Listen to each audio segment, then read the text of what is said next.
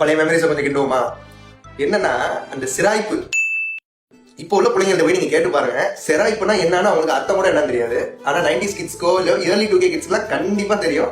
அந்த ரத்தத்தோட கீழே விழுந்து எந்திரிச்சு, சில பேர் அம்மாட்ட கூட சொல்ல மாட்டோம், அந்த ரத்தம் அப்படியே ஊத்தும் எரியும், அந்த தோல் வந்து இதாகி அப்படியே போயிட்டு தண்ணியை ஊற்றி கழுவுறது, அது கபகபகப்பன்னு அது ஒரு நாள் ஃபுல்லா எரியும் 6 வரைக்கும். மெஜாரிட்டியா எங்க அடி விழுன்னு பாத்தீங்கன்னா இந்த கைமுட்டி கால் முட்டி, இது ரெண்டும் ரொம்ப டேஞ்சர் ஸ்பாட். நான் அடிச்சு சொல்றேன், இந்த வீடியோ பாக்குறவங்கள முக்காவாசி பேருக்கு கையில தழும்பு இருக்கும் இல்ல காலில் தழும்பு இருக்கும். இது வந்து ஆறுறதுக்கு ஒரு வாரம் இது வந்து ஆறுறதுக்கு வந்து சின்ன வயசுல நம்ம ஃப்ரெண்ட்ஸ் பயங்கர இன்னோவேட்டிவான ஐடியாலாம் கொடுப்பானுங்க. எச்சி துப்பி வையிருந்தா ஒருத்தன், அப்புறம் வந்து மஞ்சள் வை, காப்பி தூள் வையுமாங்க. இது இல்லாம சினிமால வர மாதிரி இரும்ப பழுக்க காய்ச்சி நல்லா சூடா இருக்கும்போது அந்த புண்ணு மேல வைடா, அந்த பாக்டீரியெல்லாம் இதாகி அப்படியே அந்த புண்ணு பட்டு போயிடும் ஒரே மணி நேரத்துல, அப்படிலாம் சொல்லியிருக்கா. அது இந்த சிராய்ப்பு ஒரு வாரத்துல ஆறுன்றதெல்லாம் வந்துட்டு அப்ராக்சிமேட்டா நான் சொன்னதான். ஏன்னா அது வரைக்கும் நம்ம கையை வச்சுட்டு சும்மா இருக்கணும்.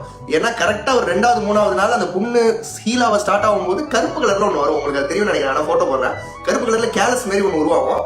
அதை நம்ம மெனக்கட்டு நம்ம நகத்தை வச்சு ஒன்னொன்னா பேத்து எடுப்போம். அந்த பேத்து எடுக்கிற ஆப்ரேஷன் சக்சஸ்ஃபுல்லா முடிஞ்சிச்சுன்னா ஓகே. இல்ல மாத்தி தெரியாம தப்பா பிச்சுட்டோம், ரத்தம் வர ஆரம்பிச்சிடும், திருப்பி இந்த சைக்கிள் முதல்ல இருந்து.